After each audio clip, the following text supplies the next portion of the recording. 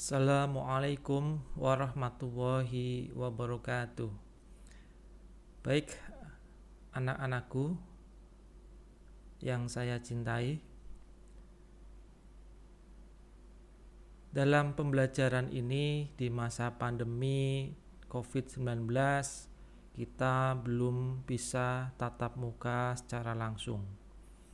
Maka dari itu saya akan membuatkan sebuah video agar kalian mampu memahami materi walaupun belajar di rumah secara daring.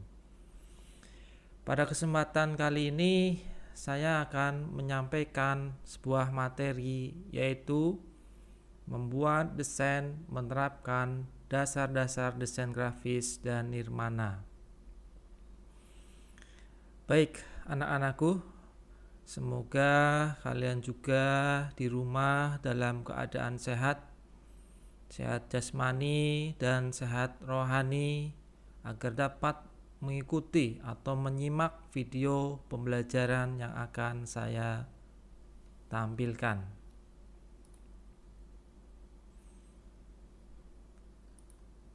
Ya, tujuan dari pembelajaran ini yang pertama, dengan praktek dan diskusi, peserta didik dapat mengetahui dasar desain grafis dan nirmana. Yang kedua, dengan praktek dan diskusi, peserta didik dapat mengidentifikasi dasar desain grafis dan nirmana. Yang ketiga, dengan praktek dan berdiskusi, peserta didik dapat mengetahui komposisi dasar desain grafis dan nirmana. Dan yang keempat, dengan praktek dan diskusi, peserta didik dapat menerapkan layout dan komposisi pada lembar kerja desain grafis. Baik anak-anakku, sebelum kita masuk ke materi, Bapak akan memberikan satu pertanyaan dulu atau pemahaman dulu, sejauh mana kalian mengerti apa itu nirmana.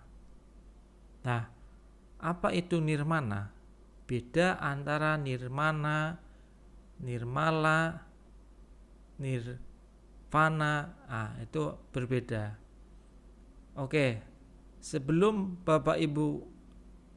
Bapak akan masuk ke materi, secara umum nirmana dapat diartikan sebagai tidak ada wujud atau tidak ada rupa. Hal ini dimaksudkan bahwa nirmana dari semula yang tidak ada atau tidak ada rupa, kemudian berwujud media rupa untuk memperoleh keindahan. Atau dapat diartikan nirmana itu sebagai ilmu keindahan. Nah, inilah pengertian dari nirmana.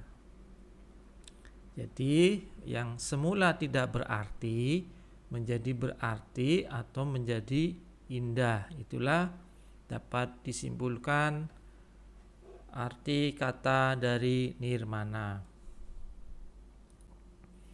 Oke, sekarang kita lanjut unsur-unsur konseptual nirmana. Dalam nirmana itu ada unsur konseptual. Unsur konseptual nirmana itu ada 4. Yang pertama, elemen titik. Yang kedua, elemen garis. Yang ketiga, elemen bidang. Dan yang keempat, elemen gempal. Nah, keempat ini yang disebut dengan unsur konseptual. Jadi nanti jangan salah mentafsirkannya. Mari kita lihat satu persatu apa itu pengertiannya. Yang pertama ada elemen titik. Elemen titik adalah suatu bentuk kecil yang tidak mempunyai dimensi. Dari sebuah titik dapat dikembangkan menjadi garis atau bidang. Pada gambar dalam bidang gambar akan berawal dari sebuah titik dan berhenti pula pada sebuah titik. Nah, ini elemen titik. Jadi suatu apapun gambar itu diawali dengan sebuah titik dan berhenti juga di sebuah titik.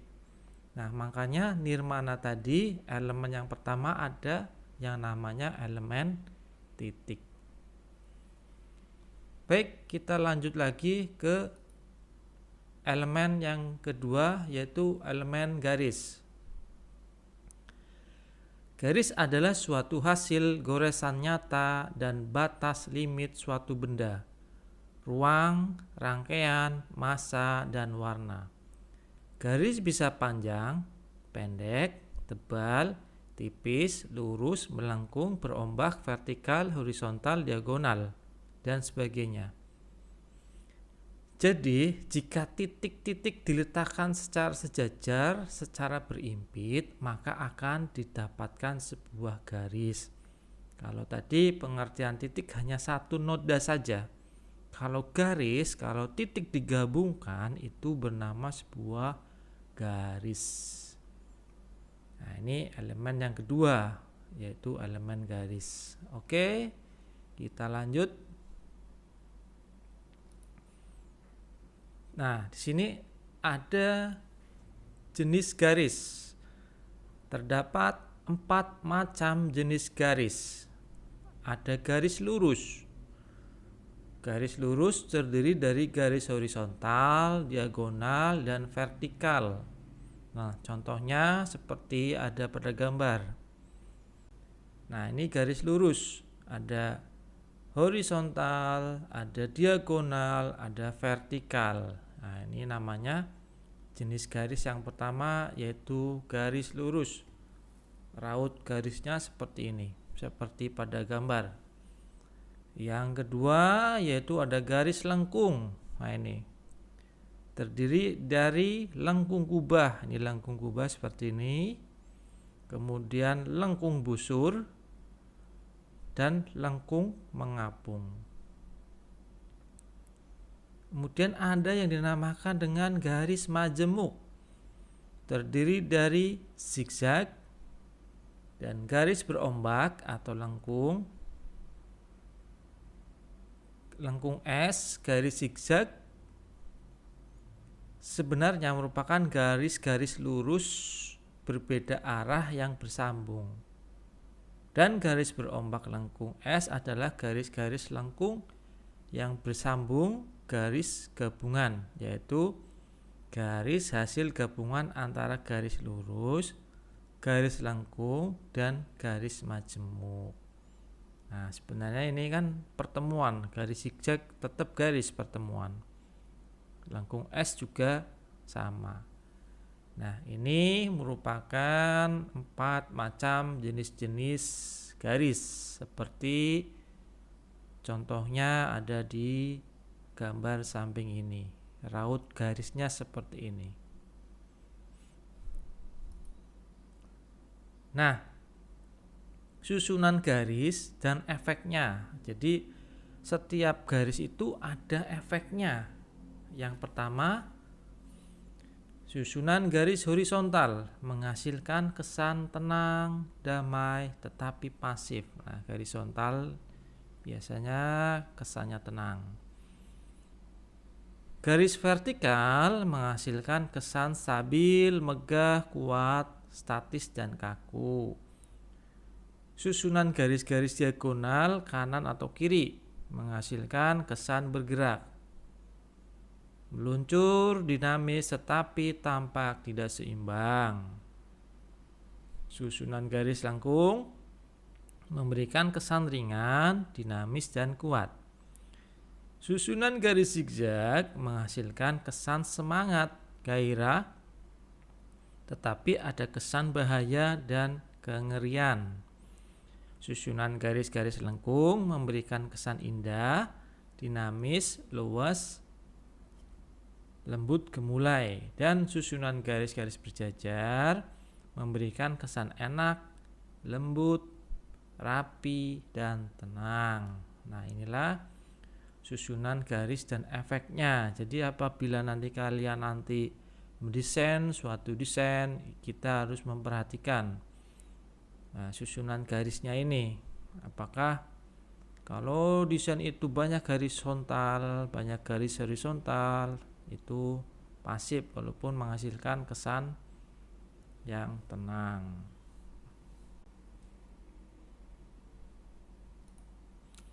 Selanjutnya ada elemen bidang. Bidang merupakan bentuk yang menempati ruang dan bentuk. Bidang sebagai ruangan sendiri disebut ruang atau dwimatra, 2 dimensi. Bidang hanya berdimensi panjang dan lebar. Bidang sebagai ruang adalah ruang dwimatra dan merupakan tempat di mana objek-objek berada. Kemudian elemen selanjutnya yaitu gempal. Bentuk rupa gempal, volume merupakan bentuk yang mempunyai 3 dimensi, yaitu dimensi ruang yang terdiri dari panjang, lebar, tebal. Hampir semua bentuk yang dialami semesta ini berupa gempal atau volume. Misalnya kain yang tipis tetapi mempunyai ketebalan meskipun tipis. Nah, sekarang lanjut ke unsur. Kalau tadi ada unsur konseptual, sekarang ada unsur visual nirmana. Jadi unsur visual nirmana ini terdiri dari 2. Yang pertama bentuk dan raut, ukuran dan tekstur, kemudian warna. Berarti ada 3. Ada 3 unsur visual nirmana. Oke, kita bahas yang pertama, yaitu bentuk dan raut. Nah, bentuk dan raut. Semua benda yang ada di alam semesta merupakan karya atau desain. Tentunya mempunyai bentuk apa saja yang ada di alam dapat disederhanakan menjadi titik, garis, bidang, gempal.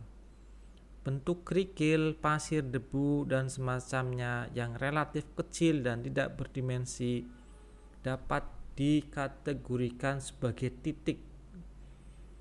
Kawat, tali, kabel, benang, semacamnya yang hanya berdimensi memanjang dapat disederhanakan menjadi garis. Raut adalah ciri khas suatu bentuk. Bentuk apa saja di alam ini tentu memiliki raut yang merupakan ciri khas dari bentuk tersebut. Bentuk titik, garis, bidang, dan gempal masing-masing raut. Raut merupakan ciri khas untuk membedakan masing-masing bentuk dari titik, garis, bidang, dan gempal tersebut. Itu yang dinamakan dengan raut. Oke, kita lanjut. Ukuran dan tekstur.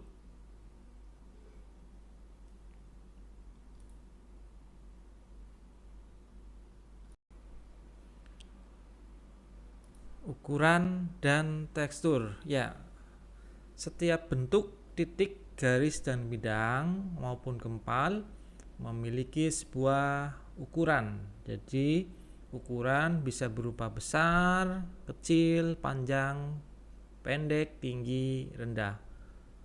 Ukuran tersebut bersifat nisbi atau relatif. Artinya ukuran tidak bernilai mutlak. Jadi ukuran itu tergantung terhadap area di mana bentuk tersebut berada. Nah, ini tentang ukuran ya. Jadi jangan salah. Ukuran itu bersifat nisbi. Jadi tergantung area di mana bentuk tersebut berada.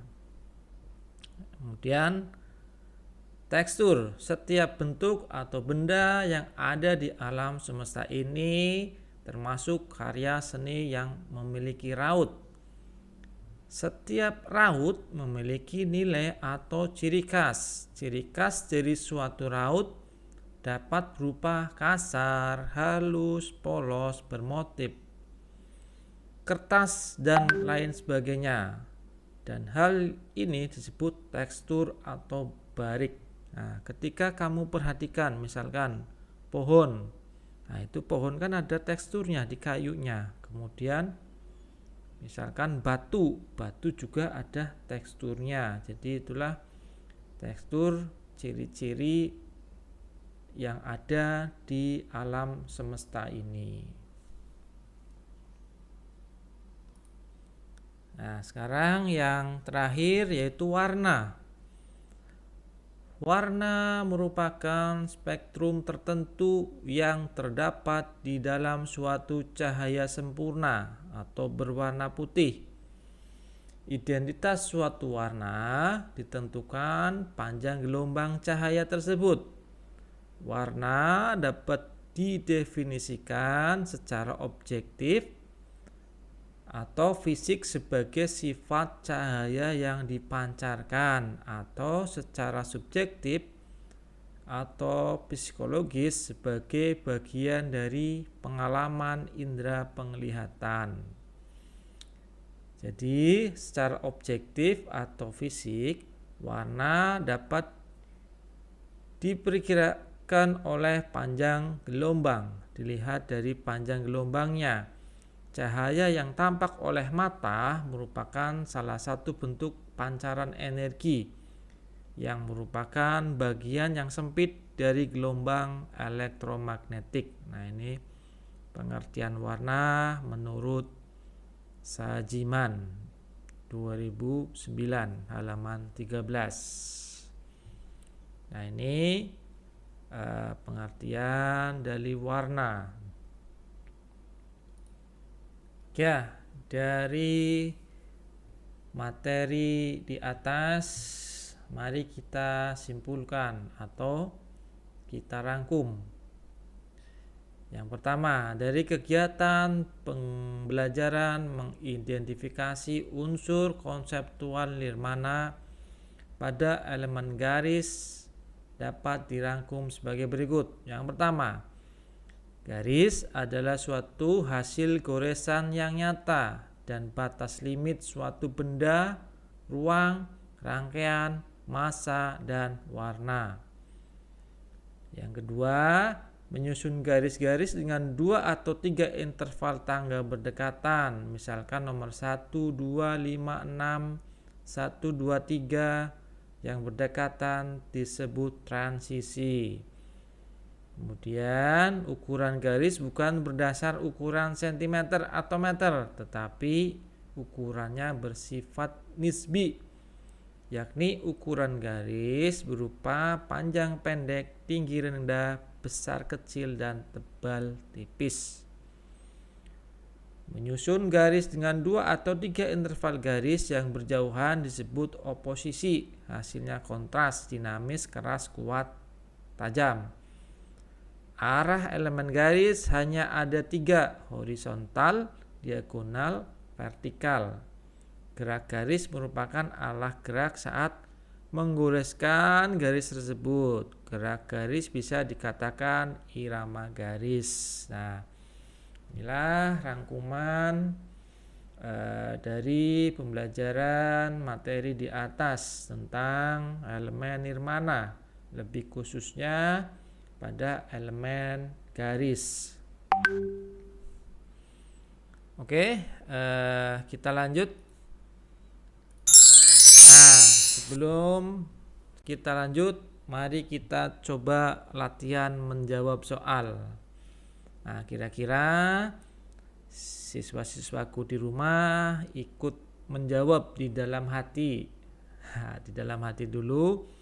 Kira-kira jawaban yang betul apa sesuai dengan materi yang sudah saya kemukakan di atas tadi, di awal tadi.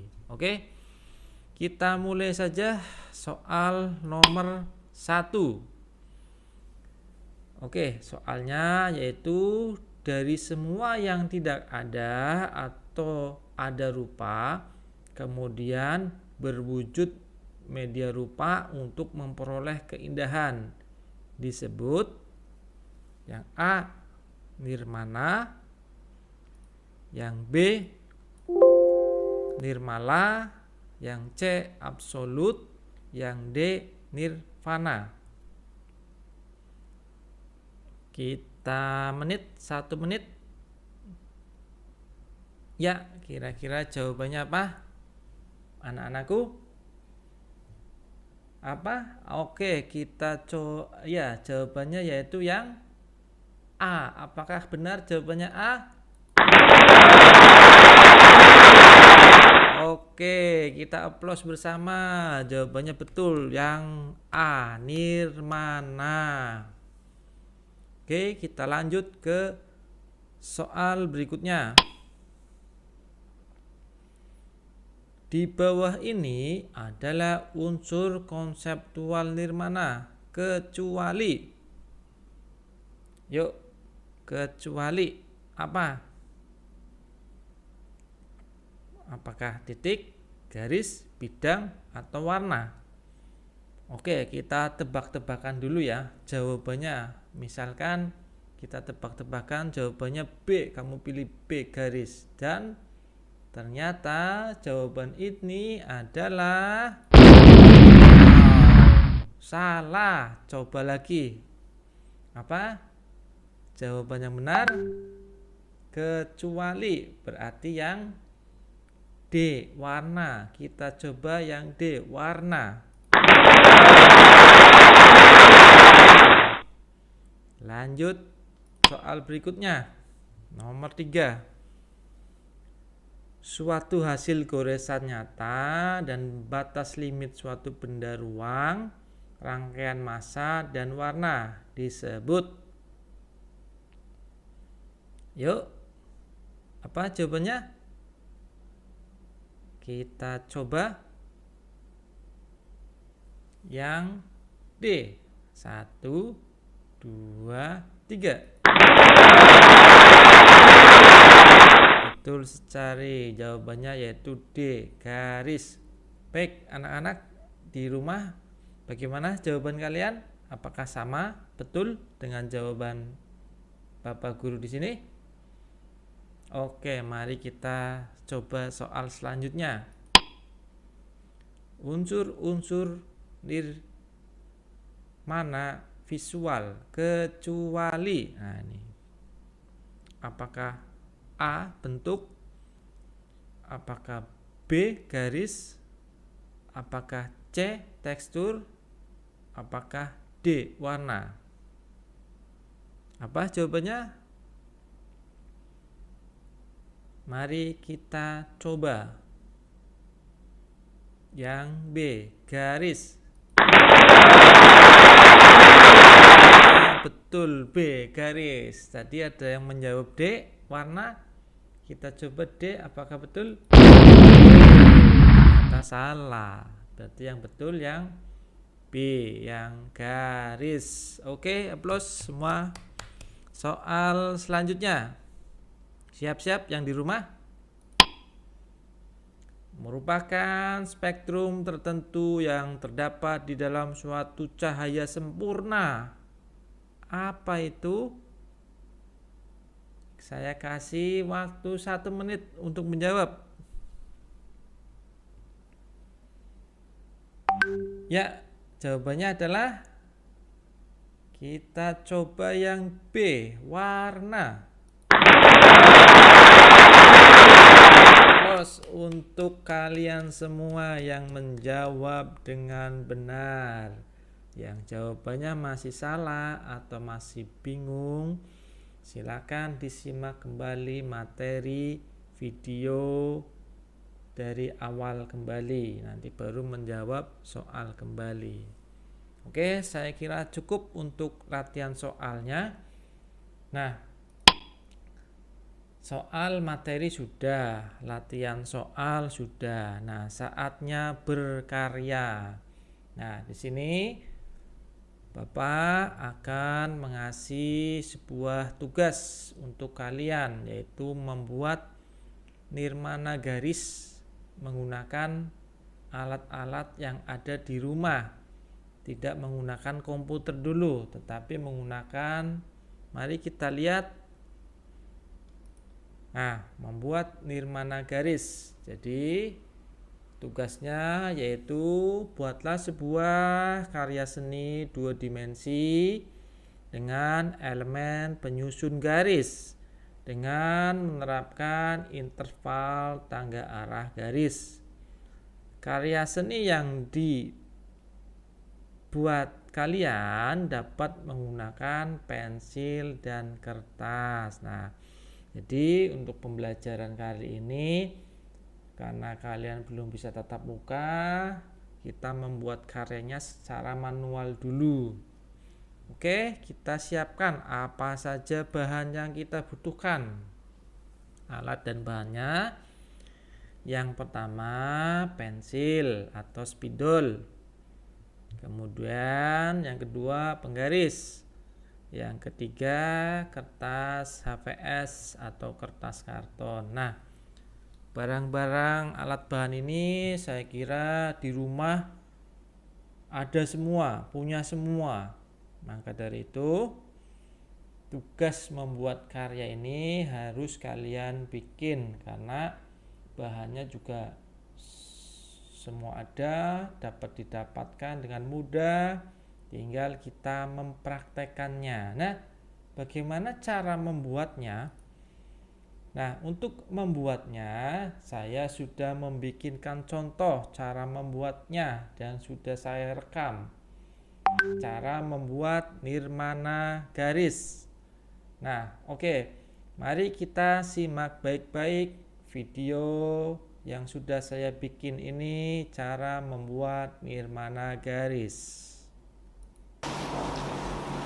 Assalamualaikum warahmatullahi wabarakatuh.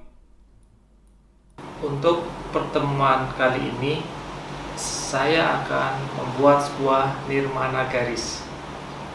Sebelumnya saya sudah membuat sketsa nirmana garis yang akan kita buat seperti ini. Oke, tanpa panjang lebar, mari kita persiapkan alat dan bahannya.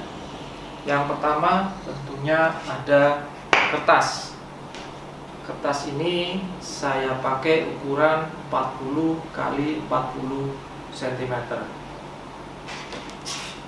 Kemudian yang kedua ada penggaris dengan ukuran 100 cm. Kemudian yang ketiga ada spidol warna hitam. Inilah alat dan bahan yang akan kita pergunakan membuat nirmana garis sesuai dengan sketsa. Mari kita lihat langkah-langkah cara membuatnya. Langkah yang pertama, kita membuat garis di setiap ujung dari kertas ini.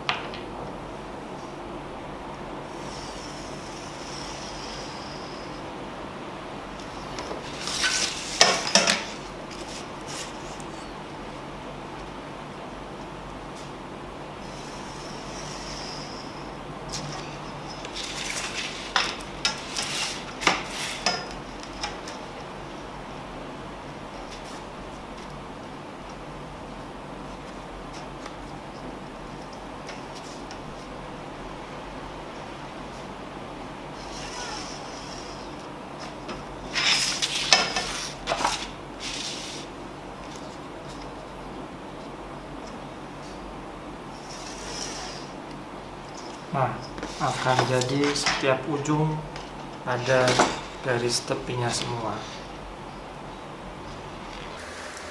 Langkah selanjutnya, kita akan garis dari ujung tepi sebelah sini, kemudian tarik garis ke tepi sebelah sini dengan mengasih jarak kira-kira 2 cm dari ujung tepi yang pertama.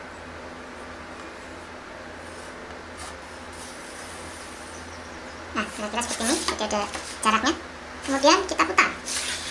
Nah, kemudian garis lagi ujung yang tadi ke ujung yang sebelah sininya lagi dengan jarak yang sama, rentan ininya antara 2 cm.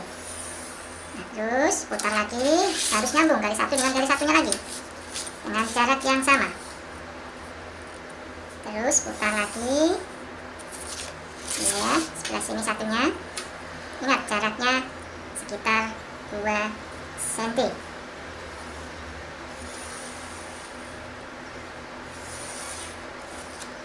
Nah, kalau sudah semua terus disambungkan, jangan sampai terputus, mutarnya juga jangan kebalik. Kalau ke sini terus. Lagi terus susun jarak antara garis pertama dan garis kedua, ujungnya sekitar 2 cm seperti ini. Kemudian putar lagi.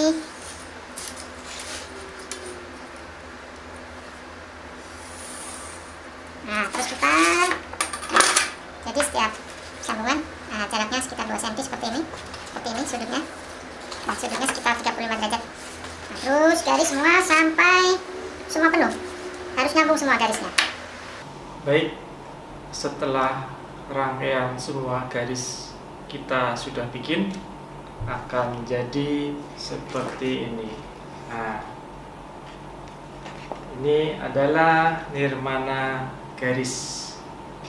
Nah, nampak bagus bukan? Nah,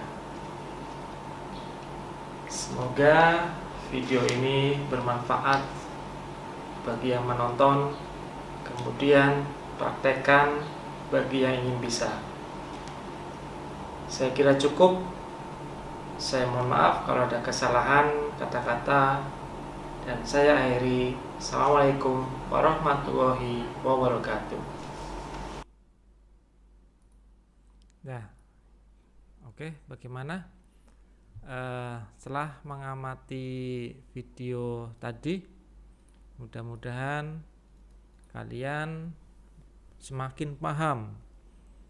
Kemudian setelah mengamati, dipahami, langkah selanjutnya adalah mempraktekkan, membuat sebuah nirmana garis. Jadi sebenarnya kan nirmana itu hanya satu garis. Nah, setelah itu garis-garis ini kita hubungkan, ujung-ujungnya akan menjadi seperti ini ya. Jadi mempunyai keindahan. Nah, jadi seperti apa arti kata nirmana tadi, yang menjadi sebuah keindahan yang tadinya tidak bermakna menjadi bermakna, menjadi garis seperti ini. Nah, menjadi indah. Walau kita tadi padahal untuk membuat seperti ini hanya gabungan dari beberapa garis. Tentunya kalau hanya satu garis akan tidak bermakna atau tidak indah. Ketika garis-garis ini kita hubungkan, kita sambungkan, akan menjadi lebih indah atau lebih bermakna seperti contoh nirmana garis yang kita bikin. Oke, baik anak-anakku, tentunya kalian sudah dapat mempraktekkan dari pembuatan nirmana garis yang sudah saya contohkan, yang sudah saya jelaskan secara gamblang melalui video juga, saya praktekkan juga. Mudah-mudahan di rumah kalian tidak ada kendala dan jadi sebuah karya 2 dimensi nirmana garis.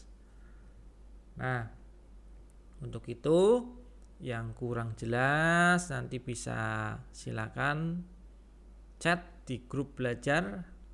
Yang kurang jelas silakan diulang kembali videonya. Sangat mudah sekali untuk membuat nirmana garis seperti ini. Oke, saya kira cukup untuk pembelajaran video pembelajaran kali ini dengan tema membuat nirmana garis. Mudah-mudahan bermanfaat untuk kalian yang masih belajar di rumah, menambah jelas, menambah gamblang, menambah pencerahan untuk kalian semua. Dan jangan lupa dipraktekkan ilmu yang sudah saya sampaikan tadi dari materi teori. Kemudian kalau tadi menjawabnya agak-agak salah, silakan diulang. Kemudian sampai harus ada hasil karyanya. Hasil karyanya tadi sebuah nirmana garis. Baik, saya kira cukup untuk pembelajaran kali ini. Mudah-mudahan kita semua sehat. Pandemi COVID-19 cepat berlalu. Akhir kata dari saya, salam sehat, selamat belajar dari rumah, tetap jaga kondisi tubuh, kemudian lakukan protokol kesehatan 5M apabila kalian terpaksa sekali akan keluar rumah. Mohon maaf apabila ada kata-kata yang kurang, ada kata-kata yang salah. Akhir kata, Assalamualaikum warahmatullahi wabarakatuh.